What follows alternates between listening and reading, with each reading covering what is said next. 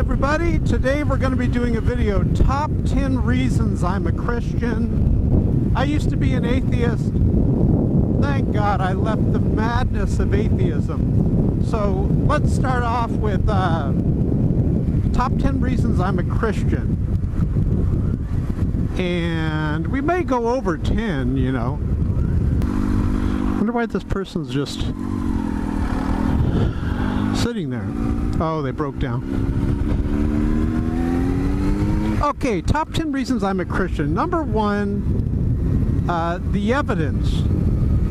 I left atheism because there is no proof and evidence that atheism is accurate and correct. We know Jesus Christ is a real historic person. Another reason are the teachings of Jesus Christ. You can tell their truth. Another reason, and they're awesome also.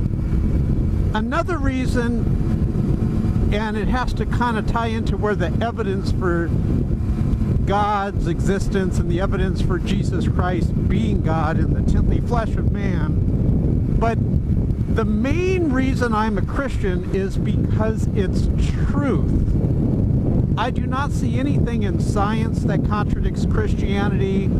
I do not see anything in the natural world that contradicts Christianity. I do not see anything in creation that contradicts Christianity. I go to creation.com and you will see what I'm talking about. DNA is another reason why I do believe in God. I do believe that Jesus Christ is God, and I do believe that DNA is proof and evidence of intelligent design. You know, DNA is a language. Another reason why I believe in Jesus Christ are the moral teachings of Jesus Christ. They match up with the way that I feel spiritually. For example, I know that murder is wrong objectively, and when I was an atheist, murder was not wrong objectively. It was just wrong for some people, and other people it's okay, you know, and I just couldn't live with myself as an atheist with that worldview because it doesn't really match up with reality. We all know that murder and rape are wrong.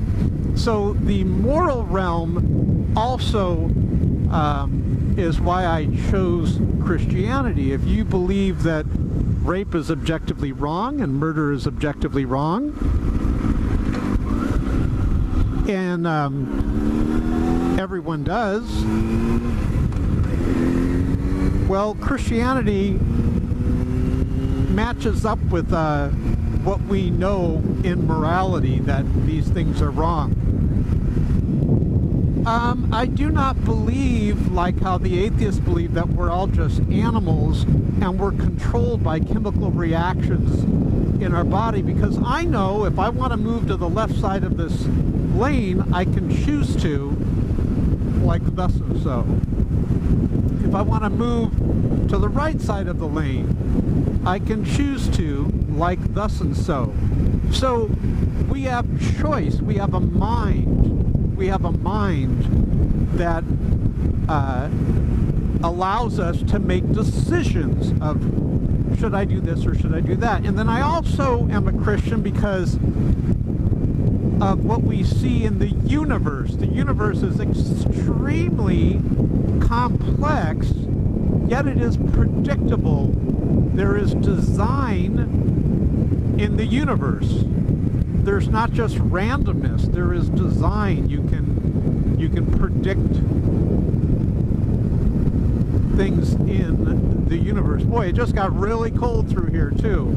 I thought it was going to be. It got really chilly through here. And for California, that's saying something. So, now, another reason why I'm a Christian, we have to talk about Jesus Christ. The teachings of Jesus Christ are phenomenal. They do not match up with the teachings of man. And if you read the teachings of Jesus Christ, they're out of this world. Why the world says, go for the gusto, get all you can, you have a person in Jesus Christ, God, in the tintly flesh of man, that is saying, love those that hate you, pray for your enemies. I mean, this is totally opposite of what the world teaches. This is a teaching out of the world, out of this world. You have the teaching where he says, look, if someone asks for your cloak, you know, if someone asks for something, you give them more than even what they ask for. So, I find the teachings of Jesus Christ very compelling. Now, I like to strive for perfection. Why is it that we have this feeling where we want to do the best that we can? And we have a plumb line, so to speak, where there's perfection, there's perfect good, and then there's evil. And we're always comparing things to what is good and what is evil. And where does this standard come from? I believe that it comes from God. And so I want to be perfect, but I'm a sinner. But through Jesus Christ, I am perfected. You actually are inheriting this righteousness when you become a Christian. You're adopted into God's family. Science is on the side of Christianity. We know that the universe is not eternal. Something created it. The problem is, like, for example, this motorcycle can't create itself. It needs an outside source. One of the problems that scientists have, not all scientists, some scientists just admit it. They say that God created the universe. The secular scientists don't want to go there. They'll say, well, I don't know what created the universe. So, we have the morality is why I chose Christianity. The main reason, though, is because it's truth. I haven't seen anything in reality, anything in science, anything in the natural world that contradicts Christianity. I haven't seen anything. The world, imagine the world like a puzzle, and as you try to piece the world together and try to understand it, nothing fits, nothing makes sense until you put the piece of the puzzle in that is the teachings of Christianity, the teachings of Christ. Then it makes sense. You realize everything is for God's glory. The universe is for God's glory.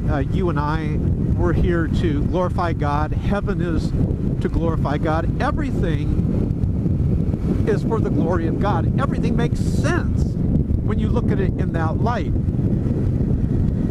When I was an atheist, and then next we'll talk about why atheism doesn't make sense, and I know I'm probably going over 10 reasons already for Christianity. But when I was an atheist, there wasn't really a lot of love in atheism, but you see the love in Christianity. You see it. You see the tolerance, you know, and tolerance is not acceptance, you know, like we tolerate things in the world that are not really good, but we don't accept them. You know, we're able to tolerate but not accept. And we all know that unless God steps in, the universe eventually is going to die, and everyone within it will die. There will be no escape. Yet you have people like Stephen Hawking, who's an atheist, and he is saying that, well, we got to hurry and we got to go colonize the universe. But Stephen Hawking must have forgot, you know, because, you know, he is an educated man, but there's a lot of educated idiots. I'm not saying he's one of them, but he must have missed the fact that the universe is not going to last forever, and all of humanity is going to die under the atheist worldview. I'm not talking about my Christian worldview or your Christian worldview that says we're going to have a new heaven and a new earth. On atheism, everything dies in the end. All of humanity dies on atheism because science has proven that the universe is winding down, it's not lasting forever, and Christianity has a solution for that. We know that God's going to create a new heaven and a new earth. Atheism has no solution. So on atheism, when atheists say, oh, well, we're doing everything we can to perpetuate the species. No, they're not, because try as much as you like, try as hard as you can. On the atheist worldview, everything dies. It dies a stinking, rotting, purposeless death. So on atheism, everything is really purposeless. There's no purpose to it. You're not glorifying God, so you can't say you have this objective purpose. What is the purpose of atheism? Many atheists will be honest and say there is no purpose. Eat, drink, and then we die. That's the purpose of atheism. So, now let's talk about evolution. This is another reason why atheism doesn't make sense. All evolution is a theory on how things, listen guys, change over time. How things, what? How they change over time. Evolution is not, nor has it ever been, a theory on how things got here. Evolution doesn't talk about how things got here, it just talks about how things change over time.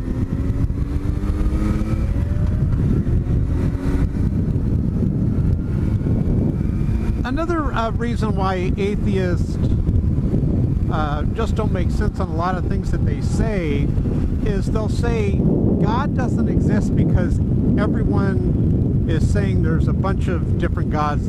For example, they'll say the Muslims say that the Muslim God exists, and the Jews say that the Jewish God exists. The Christians say that the Christian God exists. Therefore, they'll say no God exists. But that's just not rational. It's not rational at all because everyone's saying God exists and we have a difference of opinion on the nature of God, that wouldn't have us think that, oh, God doesn't exist. We would think, okay, God exists, but there's a difference of opinion on the nature of God. So I don't get that. I don't get why atheists will say that. You know, that because everyone's saying there's a bunch of different gods, therefore God doesn't exist. If anything, as I've used this analogy before, if anything, that would make you think that God does exist. If everyone's saying God exists, and we admit that we have a disagreement on, I see a motorcycle up here, but we have a disagreement on the nature of God, we wouldn't say, therefore God doesn't exist. We would say, okay, we all agree God exists, but someone's got to be wrong on the nature of God. So atheists say God doesn't exist because there's a disagreement on the nature of God or which God exists. That just doesn't make sense. Hold on. Let's go around this corner. Hold on.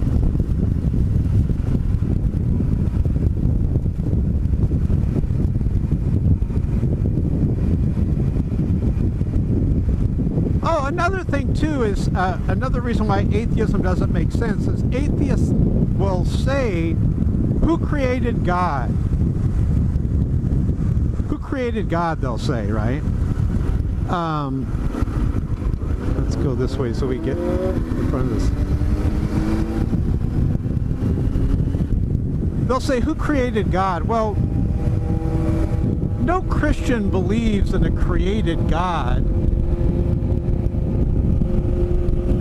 This guy's freezing like me. I gotta go right here.